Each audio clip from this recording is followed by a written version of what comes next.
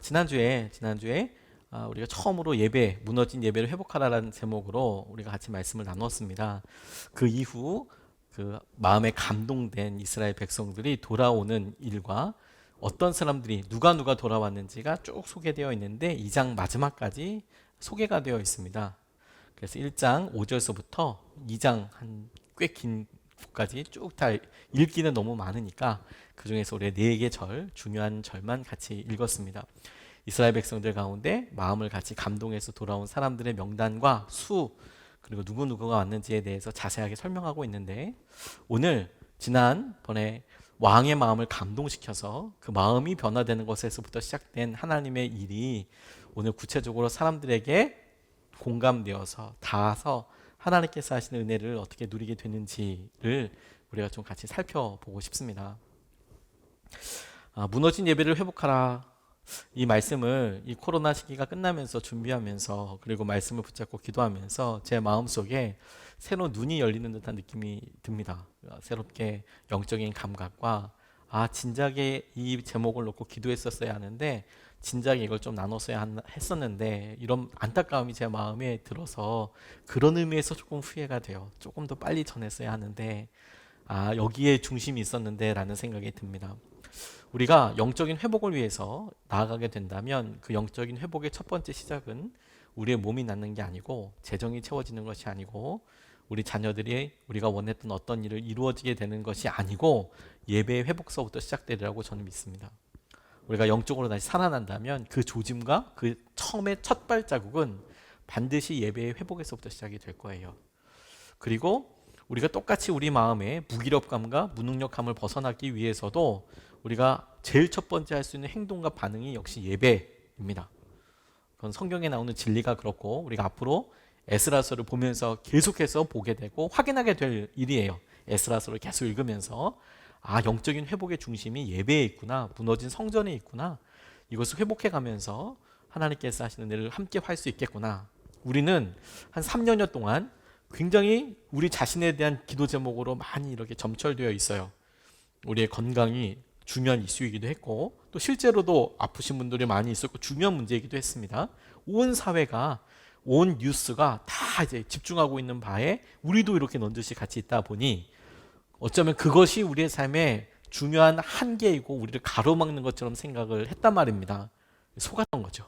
속았다기보다도 우리도 이렇게 가만히 보다 보니까 마치 정말 중요한 것이 이것인 양 이제 들어가게 되었던 거예요. 그 문제는 중요하지 않다는 게 아닙니다. 중요한 문제이지만 우리의 삶을 성숙하고 성장하고 전혀 다른 삶으로 이끌어가는 데에는 예배가 비교할 수 없을 만큼 더 중요한 일이 될 겁니다. 먼저 그 나라와 의를 구하라라고 말씀하셨잖아요. 여러분, 이게 지금도 실제이고 이것이 능력입니다. 먼저 주님의 나라와 주님의 의를 구하라. 우리가 어느 순간에 잊어버리고요, 우리의 기도 제목들을 가만히 살펴보면 그 중에 거의 대부분이 우리 개인적인 기도 제목들과, 그리고 그것이 이루어졌냐 안 이루어졌냐, 응답이냐 아니냐를 가지고 우리의 감정이 왔다 갔다 했던 것이에요. 그리고 이런 코로나와 같은 상황들이 그것을 자연스럽게 합리화시키는 그런 전체적인 과로 분위기가 됐던 거죠. 그래서 이런 때는 그 주님의 나라와 의를 조금 덜 구해도 되는 것처럼, 이건 두 번째 문제인 것처럼, 이건 우리 개인적인 문제들이 해결된 다음에 구해도 되는 것처럼 그렇게 우리가 마주했는데, 그 결과가 무엇이냐? 우리에게 능력이 빠져나간 듯한 느낌이 들고 우리 가운데 어떻게 해야 될지 모르는 그런 상황이 되게 되는 것이죠. 다시 한번 여러분, 우리가 주님의 나라와 의를 먼저 구할 때 주님께서 이 모든 일을 다 더하여 주시겠다라는 것을 지금도 우리가 경험할 수 있습니다. 우물한 개구리가, 그 개구리가 바다를 상상할 수는 없을 거예요. 그 동네 개울 몇 가지만 상상할 수 있겠죠. 개구리는 바다를 상상할 수 없을 거예요. 뿐만 아니라 한 곳에 사는 메뚜기에게는 얼음을 이야기할 수는 없을 겁니다. 왜? 겨울이 오기 전에, 얼음이 얼기 전에 메뚜기들은 다 죽을 테니까. 그러니까 얼음이 얼마나 차가운지 어떤지 알 수 없겠죠. 그게 시선에 매여 있는 한계들입니다. 이게 지금 우리가 영적으로 겪고 있는 일의 많은 부분이라고 싶어요. 우리가 느끼고, 만약에 영적인 무기력감을 느끼고 어떻게 시작해야 될지 모른다면 우리가 마치 개구리처럼 정저지와 우물 안에 있는 것처럼, 마치 우리가 메뚜기처럼 오래만 사는 것처럼 그렇게 사고를 어느 순간에 줄이다 보니까 우리가 어떻게 해야 될지 모르는 느낌을 갖게 되는 거예요.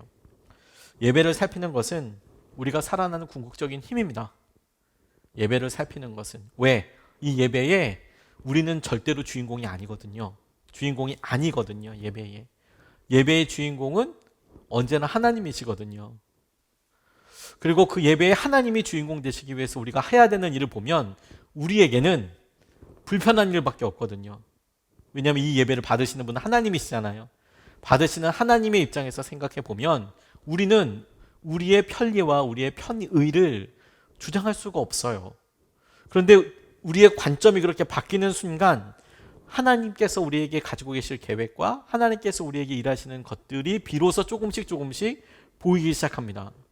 우리가 우리 자리에서 끊임없이 우리의 문제를 봤을 때는 보이지 않는 것들이 우리가 하나님을 생각하여 하나님께 이것이 어떤 의미고 우리의 예배가 어떤지를 끊임없이 생각하고 그래서 하나님을 위하여 높여드리기 위해서 생각했던 여러 일들이 하나님이 보시기에 그 자리에 우리가 더 간절함을 묻어드리기 위해서 그 시선으로 보니 그제서야 우리의 형편이 처지가 적나라하게 다 보이는 것이죠. 그래서 이 기도가 우리가 이것을 기도하다 보면 당연히 우리를 위한 기도는 안 될 거예요. 우리가 우리 자신을 위해서 기도하는 정도라 하면 예배의 부흥이 있게 해달라고 우리 자신의 심령에 그런 정도를 위해서 기도할 수 있겠지만 그 외에 예배에 대한 전부는 이것이 교회에 대한 기도가 될 거고 나라와 민족을 위한 기도가 될 거고 궁극적으로는 하나님께서 우리에게 말씀하신 마라나타 주님 오실 날 주님이 높임 받으시는 것을 위해서 집중할 수밖에 없게 되겠죠. 자, 여기서 우리가 지금 우리 영적인 상황을 마치 절벽을 딱 마주보고 있는 사람처럼 질문해 봐야 합니다. 여러분, 지금 이 시기에 이렇게 자본주의적인 생각과 돈이 가치를 지배하고 그리고 건강과 상황에 지배되는 이런 상황에서 이런 어려운 생각 이런들이 있을 때 하나님께서 주시는 은혜와 하나님께서 우리에게 약속해 주실 그 믿음을 놓고 돌아가려고 하는 사람이 있을까요? 저는 당연히 있다고 믿습니다. 생각보다 많다고 믿습니다. 오늘 본문 말씀이 얘기하는 것이 저는 그거라고 생각하게 됐어요. 바벨론으로 잡혀갔습니다. 30년이 넘는 시간 동안에 그들이 거기에 있었습니다. 1차로 끌려가고 2차, 3차로 끌려가고 동시에 1차로 돌아오고 2차, 3차로 포로들이 다시 돌아왔을 때 가장 처음과 가장 끝을 생각하면 꽤 길지만 가장 3차로 끌려갔던 가장 나중 잡혀간 사람들과 가장 첫 번째로 돌아온 사람들 생각해보면 40년이 채 안 되는 시간이 걸렸어요. 70년 동안 있었다고 하지만 성전이 무너져 있었던 70년을 빼고 그들이 가장 마지막으로 끌려갔던 사람들이 만약에 가장 처음으로 돌아왔다면 30년, 약 40년 정도의 시간이 걸렸단 말입니다. 적지 않은 시간이죠. 한 세월이 다 지난 것이죠. 어떤 사람에게 있어서는 그것이 내가 새로운 터전을 옮겨서 새로운 삶을 제대로 살 수 있는 데 걸릴 수 있을 만한 시간이었을 거예요. 그래, 그곳에서도 정착할 수 있고 그곳에서도 자신들이 할 수 있는 것들을 보여줄 수 있었을 거예요. 다니엘이 그랬고 다니엘의 친구들도 그랬고 그리고 에스더도 그랬고 그런 사람들이 거기 있었죠. 무조건 다 고통받는 사람들만 있었던 것은 아닙니다.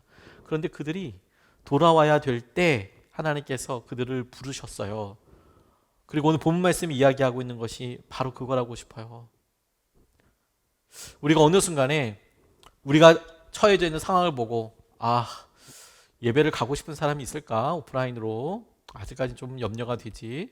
선교를 가고 싶은 사람이 있을까? 이런 상황에서 혹은 우리가 어느 순간에 너무도 당연하게 생각했던 일들에 대해서 그래 기도하고 혹은 주님 앞에 우리가 마음을 드리고 우리의 것을 드리는 것에 그렇게 바라는 사람이 있을까?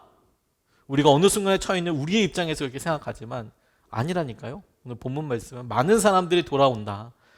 전혀 그렇지 않다라고 하나님은 그렇게 이야기하고 계세요. 하나님께서 하시면 그게 가능하다고 말씀하세요. 하나님의 때에 하나님께서는 사람들의 마음을 바꾸시고 그들을 인도하실 거예요. 저는 그게 여러분들이 되기를 원합니다. 그 사람이 여러분들이 되기를 진심으로 축복합니다. 그게 다시 한번 우리의 마음이 살고 우리의 영이 주님 앞에 기쁘게 쓰임받게 되는 놀라운 통로가 될 겁니다. 절망적인 상황과 어려움 앞에 있을 때 그래, 그런데도 그 절망적인 상황이 아니라 주님을 바라보는 사람이 있을까? 있다니까요. 이런 마음의 질문과 의심에 주님이 말씀을 통해서 오늘 이렇게 대답하십니다. 5절 6절 말씀에 오늘 본문 이렇게 이야기합니다. 그때에 유다와 베냐민 가문의 우두머리들과 제사장들과 레위 사람들과 하나님께 감동을 받고 예루살렘으로 올라가서 주님의 성전을 지으려고 하는 모든 사람이 길을 떠날 채비를 하였다. 이웃 사람들은 자원 예물 외에도 은그릇과 금과 세간과 가축과 여러 가지 진귀한 보물을 주어서 그들을 도왔다. 이렇게 이야기합니다. 우리가 지난주 바로 살펴봤던 1장과 4절까지 왕의 마음이 변하여서 감동해서 그래 성전을 지으려고 갈 사람 있으면 가라라고 이야기했다는 말에 에스라가 5절서부터 설명하고 있는 것은 뭐냐면, 그런데 그 마음에 하나님께서 왕을 감동시켰던 그 감동하심에 그 말에 같이 동조하는 하나님의 그 말씀과 마음과 그 계획에 감동을 받고 움직이는 사람들에 대해서 지금 설명하고 있는 거예요. 하나님께 감동을 받은 사람들이 하나님의 성전을 지으려고 떠날 채비를 하기 시작했다라는 거예요. 마음에 순종하는 사람들이 있습니다. 마음에 순종하는 사람들이 있습니다. 다시 한번 여러분 축복합니다. 그게 여러분이 되시기를 주님의 이름으로 축복합니다. 그냥 오랫동안 바빌로니아에서 포로 생활인 것처럼, 혹은 그곳에서 잡혀온 사람들이 갖고 있어서 낮고 천한 신분에서, 아니 개중에 똑똑한 사람, 개중에 운이 좋아서 어느 정도 성공한 사람들이 한 번쯤은 생각해 보지 않았겠습니까? 고국 땅에 가야 되겠다.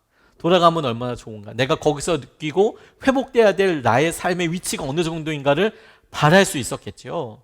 근데 막상 여러분, 그런 계획이 주어졌을 때 40년 동안이나 고착돼 있었던 혹은 정착돼 있었던 자기 삶을, 그래 그곳에 자기 땅이 그냥 다 마련되어 있는 것도 아니고 그곳이 어떻게 되어 있는지도 모르고 누구가 거기 살고 있는지도 모르는 상황에서 다시 떠난다라는 것은 쉽지 않아 보입니다. 그리고 마음속에서 여러 생각이 들었을 거예요. 그런데 여러분, 그 마음에 왕이 조서를 내리고 그렇게 이야기한 것을 따라서 즐거운 마음으로, 자발적인 마음으로, 기꺼운 마음으로 내가 가야지 라고 생각하는 사람들이 있었다라는 거예요. 여러분, 이게 하나님이 하시는 일이고 이게 여러분들에게 주님이 하시는 일이에요. 예배에 대해서, 기도의 자리에 가는 것에 대해서 주님은 끊임없이 이와 같은 일을 하시지 않겠습니까? 세미한 음성처럼 우리가 마땅히 해야 될, 하나님을 위해서 해야 될 생각과 순종과 마음의 분량에 대해서 주님께서 감동을 하신다는 겁니다. 그리고 그 마음에 순종하는 사람들이 있다라는 거예요. 주님이 그 사람들을 주목하고 계신다라는 겁니다. 단순히 돌아가서 자기의 땅을 일구는 것, 자신이 누렸던 것을 다시 회복하는 수준이 아닙니다. 그들이 지금 이 본문 말씀에서 이야기하고 있는 것은 너희들이 돌아가서 예전에 거대하게 다스렸던 그 땅을 회복하느라, 이런 거창한 목적이 아니에요. 무너진 성전을 다시 지어라 라고 말하고 있는 겁니다. 그리고 지난주에도 말씀드렸듯이 그 성전을 지어라 라는 것이 의미하는 바가 무너져 있었던 하나님과의 관계를 다시 지을 수 있고, 하나님께서 약속하신 것이 다시 이어져서 그 하나님의 약속을 따라 우리가 하나님 앞에 나아갈 수 있는 길을 열도록 하는 사명을 받았다라는 거예요. 그 일에 반응하는 사람이 있었다. 하나님의 부르심에 순종한 사람이 있었다라는 것입니다. 저는 얼마나 많은 사람들이 바벨론으로 갔을지 잘 모르겠습니다. 물론 기록들이 나와 있어서 거기에 한 2만 몇천 명 정도가 나와 있지만, 그런데 여러분 가만히 생각해 보면 이스라엘 당시 전체 인구가 2만 명, 3만 명 정도일 거라고 생각되지는 않습니다. 그러니까 그곳에 있었던 지식인들, 거기에 있던 귀족들이 다 잡혀갔다고 하더라도 그 숫자가 2만 명이 안 됐을 거라고 생각하지는 않습니다. 아마 더 많은 사람들도 있었을 거겠죠. 남아있었던 사람, 가는 사람들도 있었을 가능성이 훨씬 더 높습니다. 하나님의 말씀대로 선포되었을 때 돌아가는 사람 얼마나 있었을까요? 많은 사람이라고 이야기했을 때 성경은 돌아온 사람들에 대해서만 밝히고 있어요. 안 돌아온 사람들은 모릅니다. 얼마나 있는지 모릅니다. 출애굽기 처음에 사람들이 출애굽했을 때에도 얼마나 많은 사람들이 애굽 땅에서 살고 있었는지에 대해서 성경은 관심 없습니다. 다시 얼마나 많은 이스라엘 사람들이 애굽 땅에서 번성하고 잘 돼서 수백만 명이 살았었는지에 대해서는 성경은 아무런 관심이 없어요. 뭐에 관심이 있는지 아십니까? 주님의 유월절 사건을 경험해서 홍해를 건너서 주님의 말씀이라 명령이라 구원이라 그 말에 의지해서 홍해를 건넜던 사람들에게 관심이 있으세요. 그게 60만인 거예요. 100만이 있었을지 200만이 있었을지에 대해서 하나님은 아예 언급을 안 하고 계세요. 마찬가지 아니겠습니까? 근데 그런 사람이 있어요. 그런 사람이. 하나님의 마음에 움직이는 사람. 그런 사람이 주님께서 지켜보시고 사용하시는 사람들이에요. 그렇게 갈 때 떠난다고 하는데 자신의 것들을 빌려주는 사람이 있었을까요? 빌려준다는 것은 다시 못 받는 거잖아요. 그들에게 금은 세간, 가축 이런 거를 진귀한 보물을 주는 사람이 있을 거라고요? 그런 사람이 어디 있어? 다시 볼 게 아니고 다시 건너받을 거 아닌데 그런 사람이 있겠어라고 우리는 생각하죠. 근데 성경은 뭐라고 꼭 집어서 얘기하냐면 그런 사람이 있었다고 이야기하는 거예요. 그런 사람이 있었다. 우리는 지레짐작에 그런 사람이 있겠어? 간다고 해도 그렇게 도와준 사람이 있겠어? 아니요. 믿음대로 간다고 하면 그런 사람이 있었다라고 이야기하고 있는 거예요. 그게 주님께서 에스라서를 통해서 우리에게 믿음의 방점이, 믿음의 강조점이 어디에 있는지를 이렇게 주목하게 하시는 거라고 싶어요. 그래서 우리에게 변명치 못하게 하시는 거예요. 너에게 그런 마음이 있는 거냐 없는 거냐. 그런 마음대로 순종한 사람이 있었다. 그런 사람이 있었다. 그 마음에 순종해서 그들의 자원재물과 가축과 금과 은그릇, 자원예물을 기꺼이 내놓는 사람들이 있었다. 그들을 돕는 사람이 있었다.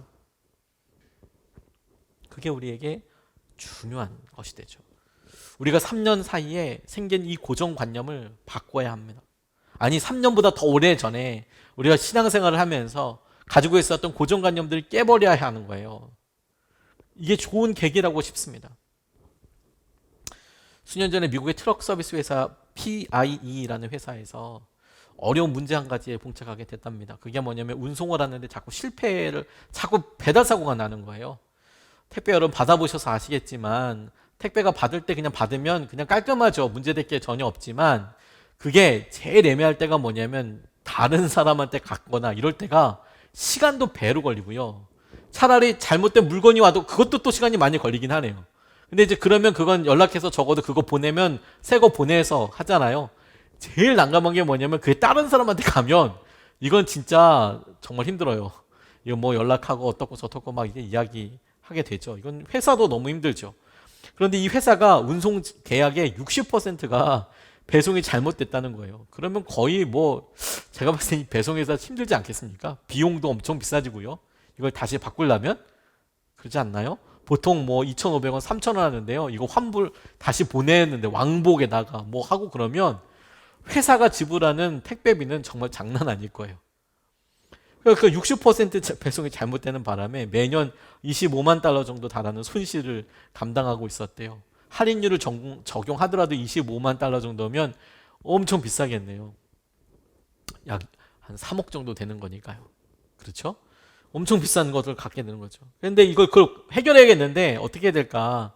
품질 관리의 전문가를 모셨는데 에드워드 태밍이라는 그런 박사님을 불러서 이거 어떻게 하면 좋을지, 이거 배송을 하는 자기네 회사가 운송회사인데 이거 어떻게 하면 좋을지, 작업 인부들에게 컨테이너로 어떻게 이걸 제대로 식별할 수 있는지 이런 것들을 계속 연구하다가 이 고위 간부들과 함께 생각한 게 있었어요. 어떻게 하면 개선을 할 수 있을까? 그래서 인부들이 자기 자신에 대해서 생각하는 방식을 바꾸는데 좀 도움을 줄 수 있으면 좋겠다. 당신이 하고 있는 일이 굉장히 의미 있는 일이고 당신은 그 일을 잘할 수 있다. 그런 의미에서 이 인부들, 그러니까 다시 말해서 이 운송 짐들을 나누는 사람들이, 많은 사람들이 운전자들이었는데 트럭 운전사, 트럭 드라이버라고 이렇게 부르지 않고 장인, 마스터라고 부르기 시작한 거예요. 마스터다. 너희들은 이 일을 하는 데 있어서 마스터야, 장인이야. 그 정도야 라고 이렇게 부르기 시작했어요. 마스터라고. 대부분의 사람들이 호칭 바꾼다고 이게 되겠나? 이런 생각을 했답니다. 그런데 정말 그렇게 부른 지 한 달 정도 만에, 1년이 아니고 한 달 정도 만에 이 배송 관련 실수가 10분의 1로 줄었대요. 10분의 1로. 자기가 자기를 어떻게 생각하는지, 자기를 어떻게 생각하냐? 아니 난 뭐 그래 그냥 생각과 그냥 나는 그냥 택시 드라이버 혹은 트럭 드라이버 혹은 나는 이렇게 살아왔고 이렇게 했고 이 정도로 해도 돼 해서 아니야 나는 마스터야 나는 달라라고 하는 것이 10분의 1로 실수나 여러 손해를 줄이게 되더라. 우리의 삶에 그대로 적용되겠다고 저는 싶어요. 우리가 우리 자신에 대한 고정관념을 깨고 누가 돌아갈 사람이냐? 누가 있겠어? 나지. 우리 자신이지. 아, 주님께서 지금 우리를 부르시는구나. 마음을 감동해서. 그게 나구나. 그게 나네. 아, 이렇게 함께하고 돕고 섬기는데 그게 그럴 사람이 있겠어? 이렇게 어렵고 힘들 때? 그게 아니라 그게 나네. 그게 적어도 우리가 지금 느끼고 있는 영적인 충만함의 10배를 저는 더 할 거라고 생각해요. 아, 주님께서 이것을 위해서 나를 부르셨구나. 이 시대의 예배의 부흥과 주님께서 이 시간의 교회의 부흥과 하나님 나라를 위해서 우리를 부르신 거구나. 이게 하나님께서 하시는 일이라고 싶어요. 그런 사람 있다니까요. 우리나라 최초에도 그런 사람 있을까 싶었지만 그런 사람 있는 그런 경우가 있었어요. 선교사님들이 처음에 경험했던 그런 일입니다. 언더우드 선교사님, 아펜젤로 선교사님과 함께 우리나라 처음으로 왔다고 최초로 이 땅에서 공식적으로 선교사로 사역했던 사람이라고 여겨지는 많은 사람들에게서 인정되는 사람입니다. 물론 선교사를 보면 그 전에 뭐 귀슬라프나 몇몇 사람들이 이제 움직이는 것을 보는데 각각 의사나 외교관이나 무슨 이렇게 측량사나 뭐 이런 것들로 이제 왔을 뿐이고 정식 선교사로 왔던 최초의 사람은 언더우드 아펜젤러 각각 장로교, 감리교 선교사님들이었어요. 뭐 누가 먼저 땅을 밟았냐 이것 가지고 사람들도 이야기를 하지만 그것보다 더 중요한 일은 뭐냐면요. 이 사람들이 1885년 부활절 즈음에 왔대요. 우리나라에. 그런데 1886년에 1년 정도밖에 채 안 지났죠. 우리나라에 머문 지 한 2년 정도? 길어야 2년?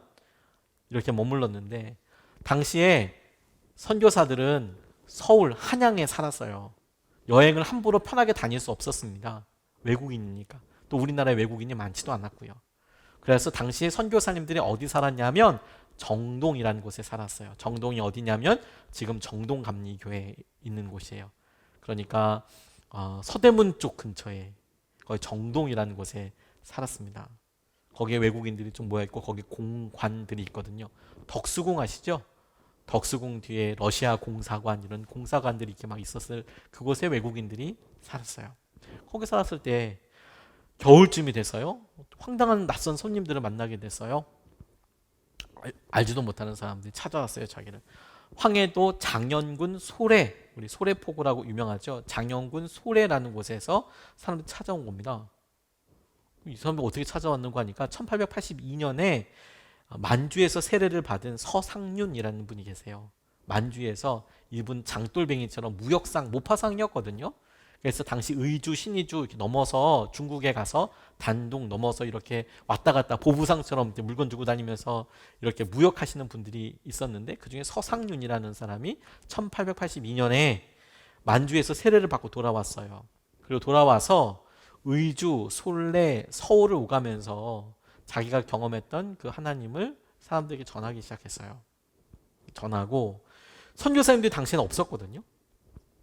근데 그 사람들이 거기서 성경을 번역하기도 하고 쪽복음이긴 했지만 그래서 우리나라 최초의 성경 번역들이 몇 개가 있는데 그 중에 꽤 많은 것들이 그 북한 사투리로 쓰여졌다는 거 아세요? 오마니께서, 아바이께서, 하나님 아바이께서 이렇게 나와요.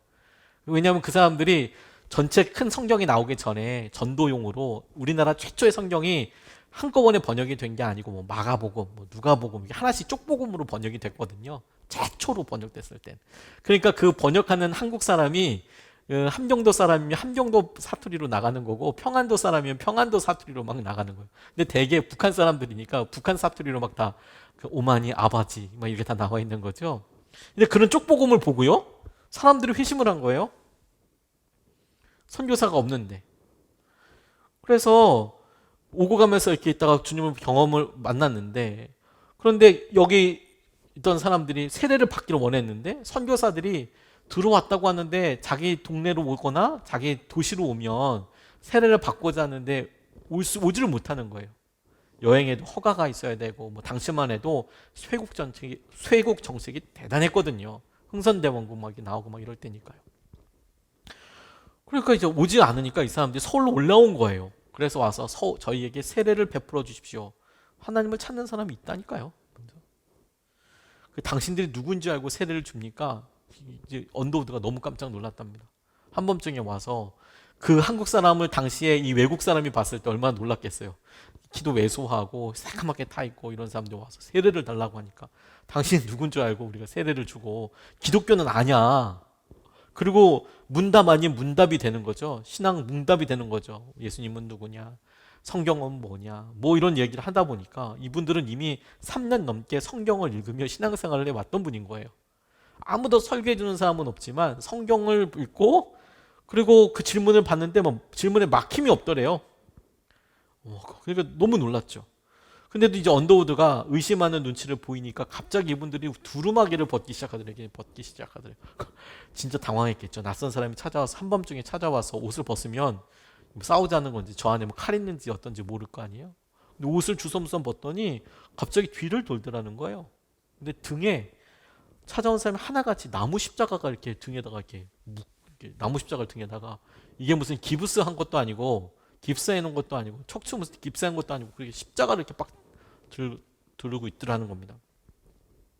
그게 뭐요? 라고 물으니까 이 사람들이 출발하려고 보니까 마태복음 16장 24절 말씀을 마침 읽었는데 누구든지 나를 따르려거든 자기를 부인하고 자기 십자가를 지고 나를 쫓을 것이라 이런 말씀을 보게 됐대요. 우리가 찾아가서 세례받아야겠다라고 생각을 했는데 예루살렘은 이스라엘의 수도잖아요. 똑같이 자기들도 지금 한양에 올라가려고 하는 거예요. 예루살렘에 올라간다는 느낌으로 다 왔나 봐요. 그렇게 한양으로 올라갔는데 우리도 우리 십자가를 지고 가야 되지 않냐. 가르쳐주는 사람이 없으니까. 그래서 자기들 옷 두루마리 뒤에다가 십자가를 진짜 만들어서 다룬 거예요. 안 보이게. 그렇게 달고 그 먼 길을 황해도에서부터 서울까지 그 먼 길을 걸어서 세례받겠다고 온 거예요. 각자의 자기의 십자가를 지고 온 사람은 각각 자기 십자가를 지고 그렇게 왔다는 거예요. 그 이야기를 언더우드가 썼던 그런 자기의 예화집에 그렇게 나와 있어요. 그런 일이 있었노라고. 하나님을 찾는 사람이 있어요. 여전히 그 사람들은 하나님께도 관심이고 하나님을 믿고 따르려고 하는 사람에게도 관심입니다. 저와 여러분들이 그런 사람이 되면 안 될까요? 그런 사람이 있다니까요.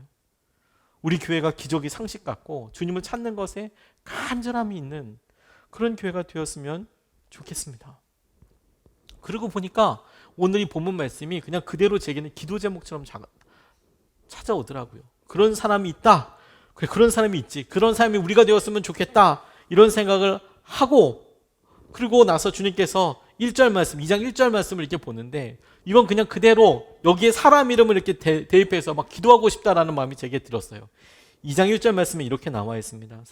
바빌로니아 왕 느부갓네살에게 사로잡혀 바빌로니아로 끌려간 사람 가운데서 많은 사람이 바빌로니아 각 지방을 떠나 저마다 고향 땅인 예루살렘과 유다로 돌아왔다. 와, 저 진짜 이 말씀 읽는데 마음이 진짜 감당이 안 될 만큼 감동이 되더라고요. 제가 여기 가로에 이런 식으로 한번 넣어보면 좋겠다는 생각이 들었어요. 무슨 말이냐면요. 코로나 시기에 대해서 참 많은 사람들이 교회를 떠났다 합니다. 제가 지나가는 말로 듣기로 제가 정확하게 통계를 본 게 아니고 어떤 믿을 만한 자료에서 본 것이 아니어서 이 말이 정설이라고 이야기할 수는 없지만 목사님들끼리 우연히 얘기하다가 지나가는 말로 얼핏 들어서 숫자도 착오가 분명히 있을 수 있겠지만 코로나 기간 동안에 한 6천 개의 교회가 문을 닫았다고 이야기하더라고요. 6천 개면 감리교 하나가 문 닫은 겁니다. 감리교단 하나가 전체 문을 닫은 거예요. 많은 사람들이 떠났다고. 처음에 우리가 온라인, 오프라인 예배에 대해서 여러 이야기가 있었지만 온라인 예배를 드리면서 더 이상 오프라인 예배에 대해서 온라인 예배가 여러모로 편리한 부분이 많이 있거든요. 그렇다고 해서 우리가 병이나 이런 것을 감염에 대해서 방지하기 위해서 했던 일을 다 부정하는 것은 아닙니다. 그건 꼭 필요한 일이잖아요. 근데 어느 순간에 이제 우리가 점점 편리하고 그리고 점점 우리 중심으로 맞춰가다 보니 예배를 우리가 정시에 드리지 않는 것 혹은 예배를 주일에 드리지 않는 것 왜냐면 영상에 올라가 있으니까요. 주일 저녁이라도 늦게라도 가고 어느 순간에 1시, 2시에 이렇게 교회에서 여러 일이 있지만 약속 잡는 거 너무 당연한 거죠. 가족 행사는 한시 잡는 거 이제 너무 당연해지는 거죠. 이제 예배가 아니더라고 하더라도 우리 마음의 이제 중심이 이제 그렇다라는 거죠. 그건 옳고 그름의 문제가 아닙니다. 우리의 그냥 간절함의 어떤 수준 같은 거죠. 그러다가 결국에는 교회나 상황에 따라서 이제 생존 살아있는지 안 살아있는지도 잘 모를 분들이 이제 막 이제 점점 떨어져 나가게 되는 거죠. 그런 아쉬움이 있더라고요. 그런데 바벨로니아로 끌려간 사람 가운데 많은 사람들이 스스로 바벨로니아 각 지방을 떠나서 저마다 고향 땅인 예루살렘과 유다로 돌아왔다라고 이야기하는 진짜 먹먹하더라니까요. 하나님 코로나 때문에 그렇게 바벨로니아로 끌려간 것처럼 세상으로 자기 삶의 자리로 그렇게 뒤로 물러선 사람들이 하나님께서 이때 주님 부르시고 예배하는 자리를 통해서 다시 돌아오게 되기를 정말 간절히 원합니다. 코로나뿐만이 아니라 그 전에도 한국 교회는 여러 어려움들이 있었고 위기라고 이야기가 됐었어요. 코로나뿐만은 아니었습니다. 그 전부터 가나안 성도 유명했잖아요.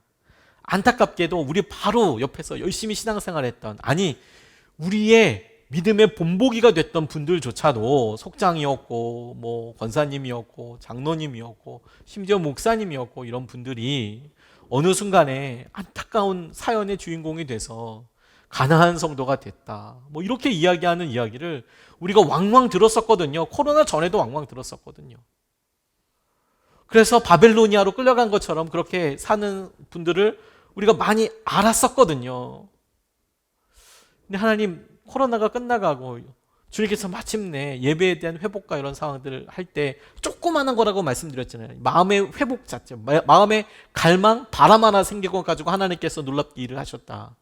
근데 그 일로 인하여서 주님께서 공감하게 하시는 거예요. 공감하게 하시는 거예요. 그리고 그 공감을 따라서 사람들을 돌아오게 하신대요. 저는 진짜 이게 그냥 기도 제목처럼 그냥 아멘 그렇게 되더라고요. 하나님 말씀 그대로 교회로, 각 교회로 하나님 떠나갔던 주님의 사람들이 돌아오게 해주십시오. 돌아오게 해주십시오. 그런 간절한 마음이 제게 들더라고요. 주님께서 행하시는 예배를 우리가 함께 드리고 그렇게 하다 보니까 너무 자연스럽게 한국 교회를 위해서 기도하게 되더라고요. 하나님 그 많은 교회들이 하나님께서 여러 은혜와 마음들 나눴는데 물론 교회가 연약하고 어떤 때는 너무 마음 아픈 일들도 있고 정말 힘든 것들도 있었죠. 있죠. 또 있죠. 근데 그럼에도 불구하고 주님 이 땅을, 한국 땅을 사랑하셔서 주님께서 하셨던 일들을 기억해 주시고 주님께서 그 일에 주의 놀라운 은혜로 돌아오게 해주십시오. 제가 하나님께 떼쓰는 기도가 있어요. 떼쓰는 기도. 떼쓰는 기도라고 얘기하면 제가 했던 기도가 아니라 제가 힘들고 제가 위기라고 생각할 때마다 하나님께 떼쓰듯이 하나님 기억해 주시라고 그렇게 기도하는 내용이 있어요. 특별히 나라가 어렵고 힘들 때요. 저 어렸을 때 부모님한테 잡혀가지고 산기도 많이 다녔다고 말씀드렸잖아요. 100% 타이로. 제 자발적인 것은 정말 모르겠습니다. 뭐 0%라고 그러면 주님이 또 어떻게 하실지 모르겠으니까 어렸을 때 기억은 나지 않습니다만 지금 제 생각에는 자발적일 수 없을 것 같은 분위기로 산기도 많이 다녔어요. 겨울에도 여름에도 많이 다녔습니다. 산기도. 근데 그때 어린 나이에 지금도 기억하고 분명히 생각나는 것은 뭐냐면 우리나라 산 봉우리마다, 북한산 봉우리마다, 삼각산 봉우리마다 사람들 정말 많이 기도했어요. 나라를 위해서 기도하고 물론 자기의 형편을 놓고도 기도했겠죠. 근데 나라를 위해서 기도하고 경제 성장과 함께 어려운 시기도 살려달라고 기도하는 사람들 정말 많았습니다. 그런데 말입니다. 저도 이제 어느 순간에 저도 기도할 나이가 되고 근데 저도 기도해 보니까 마음속에 답답하고 힘들고 이럴 때 하나님 앞에 마음을 다해서 쏟아놓듯이 기도하다 보면 어느 순간에 마음이 확 열어지게 되더라고요. 주님이 이 기도를 들으셨구나. 막 답답하고 힘들고 어떻게 될지 모르는데 정말 소리치듯이 기도하고 몸부림치듯이 기도하면 어느 순간에 주님이 이 기도를 들으셨구나. 이런 순간이 올 때가 있거든요. 그런 순간이 많이 있죠. 기도할 때. 그렇게 될 때까지 기도하는 경우들이 대부분이니까. 근데 제가 이제 어릴 때랑 똑같이 오버랩돼서 생각하는 거예요. 하나님께서 그때 분명히 그렇게 나라를 위해서 간절히 기도하는 사람들에 대해서 뭐라고 말씀하셨을까 하는 거예요. 물론 제가 직접 가서 그분들한테 다 물어보진 않았습니다만 그분들이 적어도 밤을 새워서 그렇게 기도를 하고 간절히 저 앞에 메어다니면서 기도하셨을 때 적어도 동이 터오를 때건 혹은 밤새도록 씨름했을 때건 주님께서 그렇게 기도하던 기도자들을 일으키실 때 당신께서 약속을 수없이 하셨을 거란 말이에요. 내가 책임지겠다. 내가 함께 하겠다. 내가 붙잡아 주겠다. 이스라엘에 대한 이야기가 지금 회복에 대한 이야기가 그거 아닙니까? 뭐냐면 아브라함에게 하셨던 약속을 누누이 그 다음 사람들한테 이야기하셨잖아요. 그들의 기도를 통하여서 여전히 저들을 완전히 멸망시키지 않고 때가 돼서 회복시킬 때 그 순전한 이유가 돌아와야 될 사람이 어여쁘고 예쁘고 잘나서가 아니라 그들의 부모가 자녀들이 보기에는 폐역해도 보이고 무슨 잘못했고 못생겼고 뭐건 어땠든지 간에 그들의 부모에게 했던 기도, 들었던 기도로 인하여서 얘네들을 지금 다시 돌려주시는 거 아니에요. 근데 저한테도 그렇게 떼쓰듯이 그런 장면이 생각나요. 하나님 그때 분명히 우리 부모님에게서나 우리 믿음의 선배들, 우리 믿음의 부모님 세대, 그 위의 세대분들, 심지어 초대교회 분들이 우리 나라를 위해서 간절히 기도했을 때 하나님께서 분명히 응답하셨을 텐데 그 기도를 통해서 우리를 좀 불쌍히 여겨주세요. 부흥을 허락해 주십시오. 사로잡혀 갔던 사람들이 돌아오게 해주십시오. 어렸을 때 교회 열심히 다녔던 자녀들을 위해서 이제 그 자녀들이 많이 커버렸기 때문에 간절히 기도하는 부모님들을 아주 많이 알고 있습니다. 마음이 간절하죠. 후회되는 부분들도 있죠. 그 시기 때 조금 더 이렇게 인도했으면 좋았을 텐데 라는 이야기들을 다들 하세요. 다들 그런 포인트들이 있으세요. 근데 조금만 애를 좀 이렇게 붙잡아 줄 걸, 권면이라도 해줄 걸, 이렇게 인도해 줄 걸, 그때 이걸 좀 미리 알았으면 이랬을 걸이라고 이야기하시는 분들도 계세요. 부부 사이에도 어렵고 힘들 때 내가 그때 그렇게 말할 걸, 그런 상황들에 대해서 이야기하시는 분들이 계세요. 그래서 우리가 회복을 놓고 기도할 때 한참 이렇게 생각을 하죠. 근데 오늘 약속이 뭐예요? 돌아오게 될 거라고. 돌아오게 될 거라고. 제가 조금 과격한 표현이지만 저한테 이렇게까지 이야기하시는 분도 봤어요. 목사님, 제가 지옥에 가더라도요, 저희 아들이 돌아왔으면 좋겠어요. 저 그렇게 이야기하는 분도 봤습니다. 당신은 지옥에 가더라도 내 아들이 돌아오면 좋겠다고. 근데 정말 마음이 뭉클해지더라고요. 그런데 오늘 본문 말씀은 그 말에 대한 정확한 답 아닙니까? 많은 사람들이 돌아왔다. 저희가 이걸 약속의 말씀을 붙잡고 같이 기도하고 싶어요. 오늘 여러분 우리가 온라인으로도 예배하고 우리가 이렇게 오프라인으로도 여러분들이 와서 예배하지만 하나님 예배의 자리에 주님께서 다시 부르실 그 마음의 감동을 받은 사람들 돌아와 예배하게 해주십시오. 함께하게 해주십시오. 함께 주님을 예배하게 해주십시오. 그게 온라인이든 오프라인이든 함께 예배하게 해주십시오. 그리고 주님을 높여드리는 일에 우리가 한마음이 되게 해주십시오. 그게 간절한 소원이고 오늘 이 약속의 말씀을 통해서 우리가 붙잡고 싶은 바예요. 그들이 돌아왔답니다. 주님 왔다고 하셨잖아요. 하나님 우리 주위에 바벨로니아로 어느 순간에 떠나간 사람들이, 우리의 남편이, 바벨로니아 가 있는 우리 아내가, 우리 아들이, 우리 딸이, 우리 어머니가, 우리 아버지가, 하나님 우리 누나가, 우리 오빠가, 우리의 언니가 돌아오게 해주십시오. 돌아오게 해주십시오. 참으로 이렇게 많은 사람들이 예배하는 자리, 하나님의 성전을 재건하고 하나님께 예배하는 자리를 위해서 주님 일어서게 해주십시오. 오늘 우리가 이렇게 기도하면 좋겠어요. 예배. 우리 자신뿐만이 아니라 마음을 조금만 더 넓게 써서 마땅히 우리 예배하게 될 사람들을 있고 기도하고 하나님께서 하시는 것을 보게 하자고요. 근데 그게 여러분, 그 기도가 우리를 살려요. 그 기도가 우리에게 놀라운 능력이 될 거예요. 우리의 숨을 쉬게 하게 할 거예요. 우리의 삶에 의미를 더하여 줄 겁니다. 우리가 이것을 오늘 붙잡고 기도하면 좋겠어요.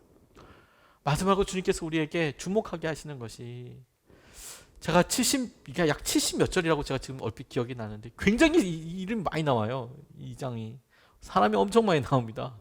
누구에서 이제 엄청나게 많이 나오는 말씀에서 2절 말씀을 유독 좀 이렇게 보고 싶어요. 2절 말씀. 그들은 그들은 돌아온 사람들이에요.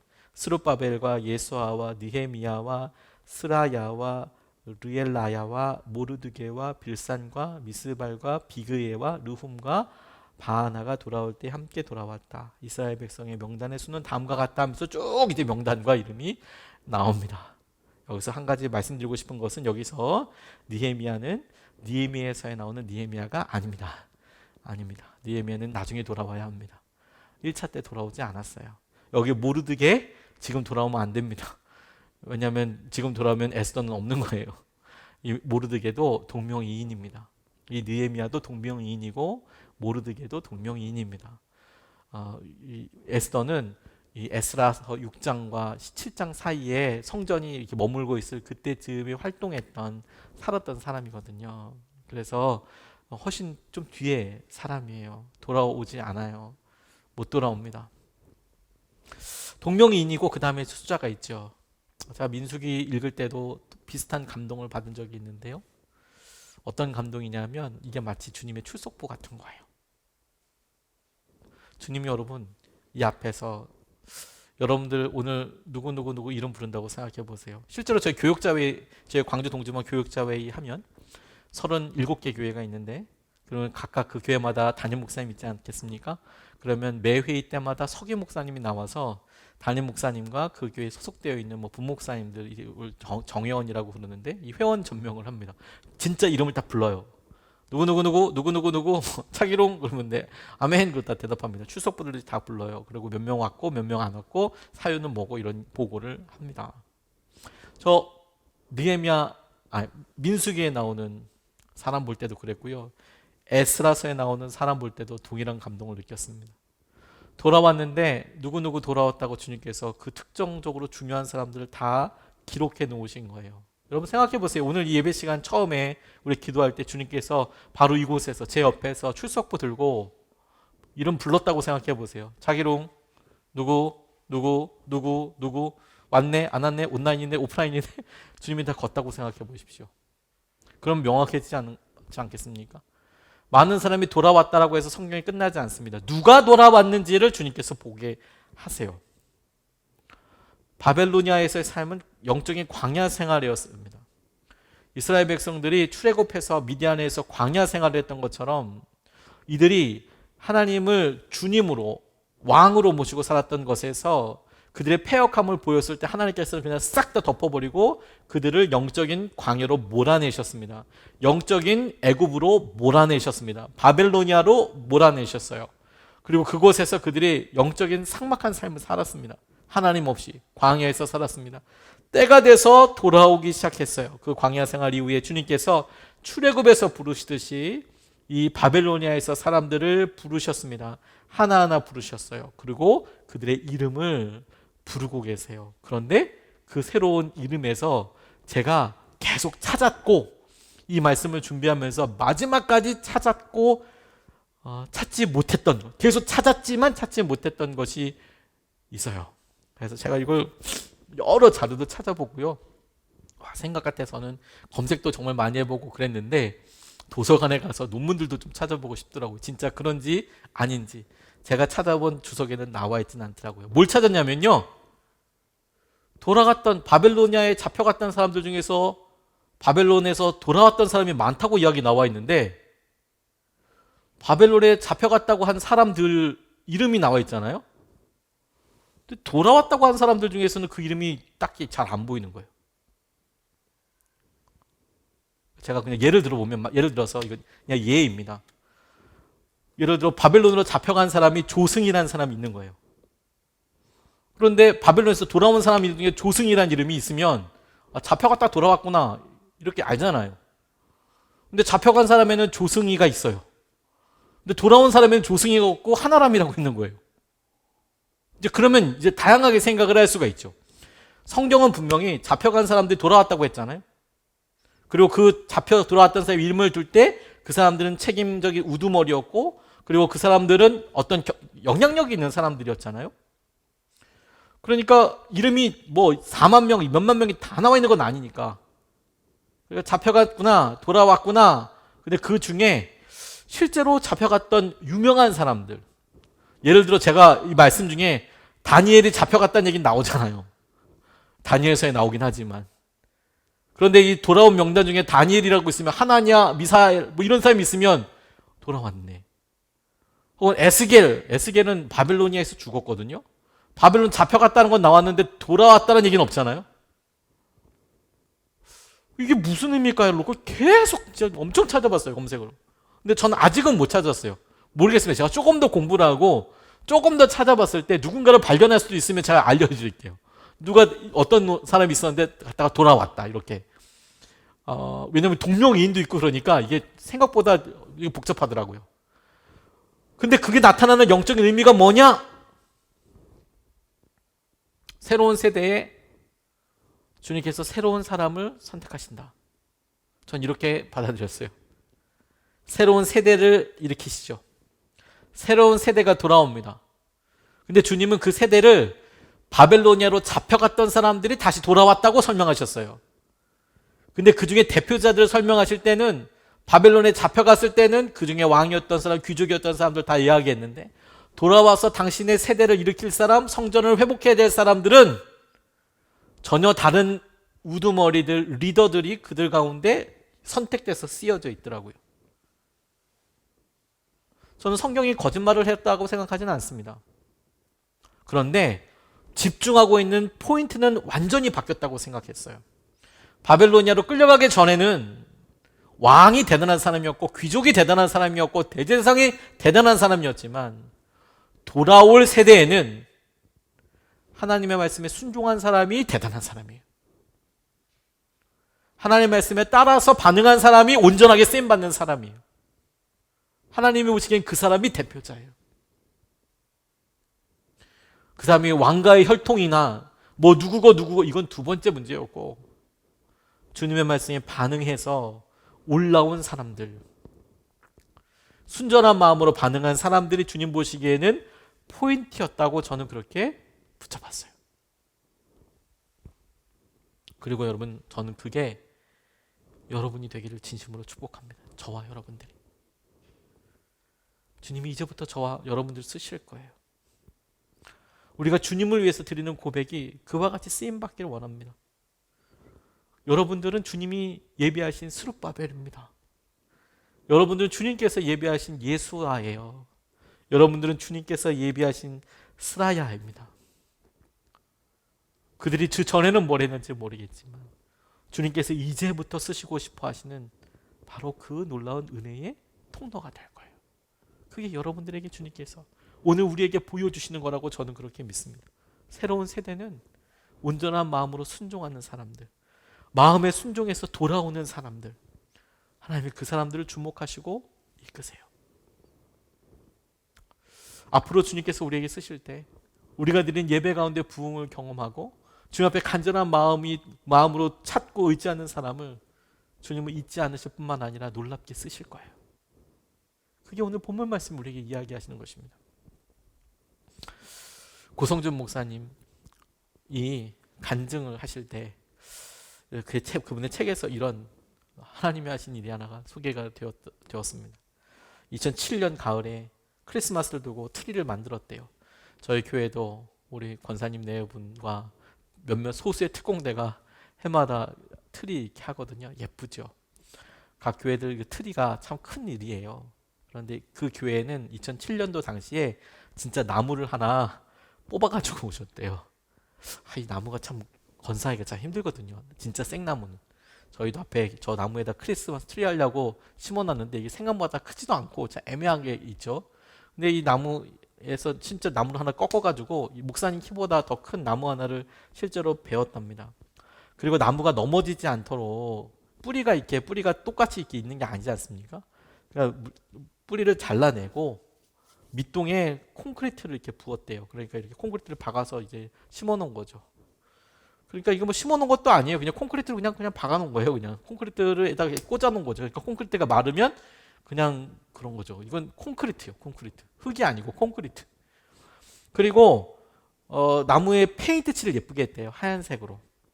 나무의 페인트칠도 이제 라카로 칠했겠죠. 이제 그러니까 이제 뭐 그냥 그야말로 이제 생나무이긴 했지만 얘를 이제 크리스마스 트리용으로 그렇게 색깔을 하얗게 꾸며가지고 그렇게 일단 만들어 놓고 그 겨울에 거기다가 이제 크리스마스 트리를 이렇게 달고 장식을 했답니다. 예쁘게 장식을 하고 그리고 그 장식을 달아서 교회 밖에다 이렇게 세워뒀대요. 교회 안이 아니라 지나가는 사람들 다 이제 예수님 오신 거 같이 우리 기뻐하자고 그리고 그 크리스마스 트리를 그렇게 바깥에다가 내어놓았대요. 우리도 이러면 참 좋겠다고 싶어요. 근데 뭐 아직은 또 상황이 그러니까요. 그런데 재밌는 일은 언제 일어났냐면요. 크리스마스가 지난 이듬해 4월까지 치우지 않고 그냥 그곳에 뒀대요.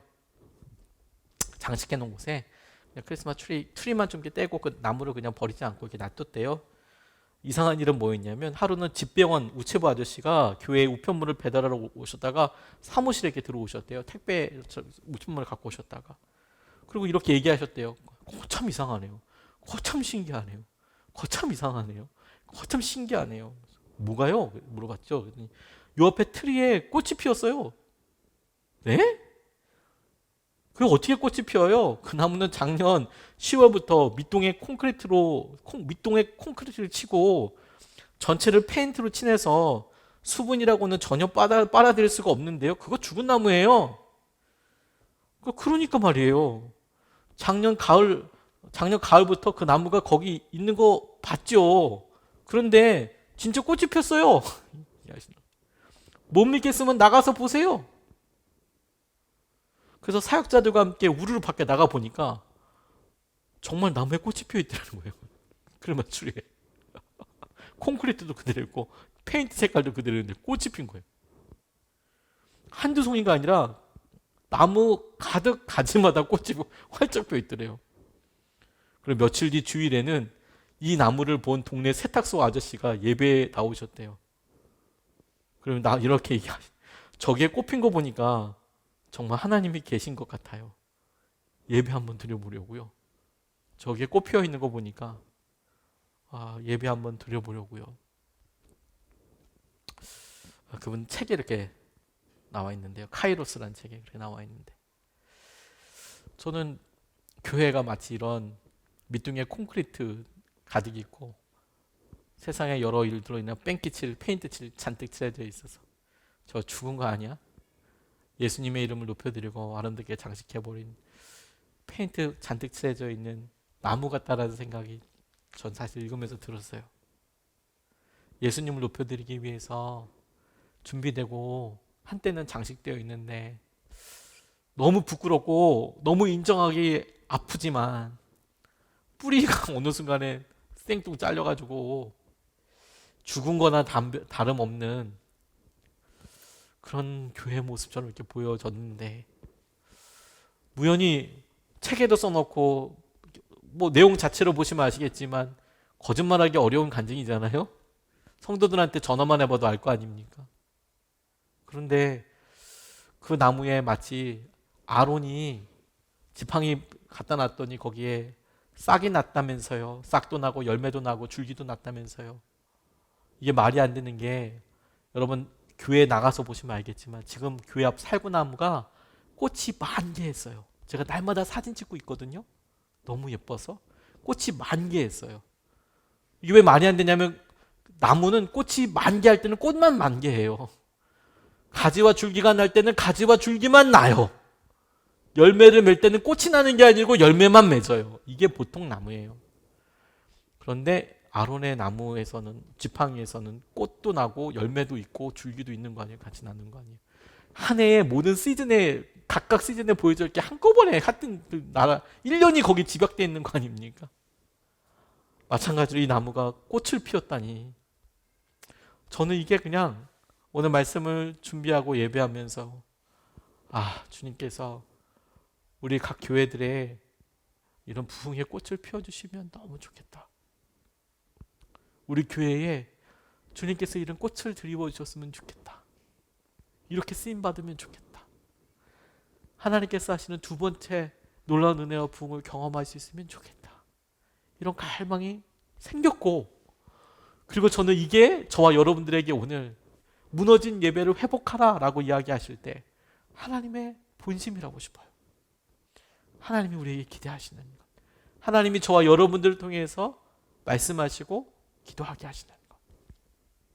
우리가 이것을 온전히 붙잡고 의지하면 좋겠습니다. 예배에 주님께서 다시 일으켜 주실 거예요. 저와 여러분들이 그렇게 온전히 반응하며 의지하고 싶습니다. 오늘 우리가 찬양하고 같이 오늘 말씀 붙잡고 기도할 텐데, 이런 예배의 확신은 주님과 우리와의 사랑으로 인하여서 더 분명해진다고 싶어요. 그 주님을 우리가 잔잔히 바라보는 것에서부터 시작하면 됩니다. 우리가 주저주저 하는 이유는 어느 순간에 우리가 하나님과의 사랑에 있어서 무언가를 더 헌신하거나 드린다는 것, 시간을 드린다는 게 희한하죠. 그게 왜 손해보는 건가요? 그게 왜 버리는 건가요? 그건 아주 소중한 일이잖아요. 그건 놀라운 일이잖아요. 그건 하나님이 기뻐하시는 일이잖아요. 그건 나중에 하늘나라 가서 우리가 다 받게 될 거잖아요. 하나님께서의 놀라운 은혜 누리게 될 거잖아요. 그렇죠? 예배가 드러나는 것이 바로 그거예요. 아, 그렇구나. 제가 얼마 전에 화요일날 몸이 너무 아파가지고 코로나 검사를 몰래 해봤어요. 아, 나 왔나 드디어? 저도 왔나? 이런 생각이 들었어요. 월요일날도 굉장히 힘들었는데 월요일에 이렇게 출근해가지고 준비해야 될 거 해야 될 일이 있어서 늦게까지 같이 출근해서 그냥 있었거든요. 월요일날 출근 보통 안 한다고 생각하지만 출근하거든요. 화요일 아침에 진짜 일어났는데 너무 힘들더라고요. 그래도 화요일날도 이제 뭐 여러 가지 하고, 근데 덜컥 이제 제가 만약에 코로나면 여러 성도들한테 또 어려움이 될 수 있으니까 걱정들 하실까봐 이제 몰래 코로나 검사를 이제 해봤어요. 음성이더라고요.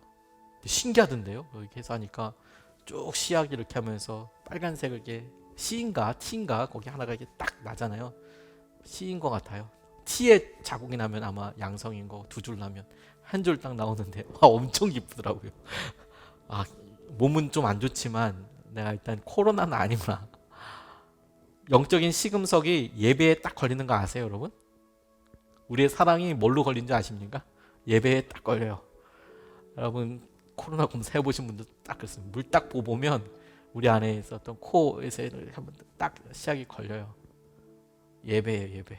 그리고 그건 사랑을 나타냅니다. 주님을 향한 사랑. 오늘 우리가 찬양하고 이 사랑을 주님께만 온전히 바라보길 원합니다. 고백하고 다시 한번 우리 예배의 회복을 놓고 우리가 좀 같이 기도하고 싶습니다. 먼저 찬양하고 우리 같이 기도하겠습니다.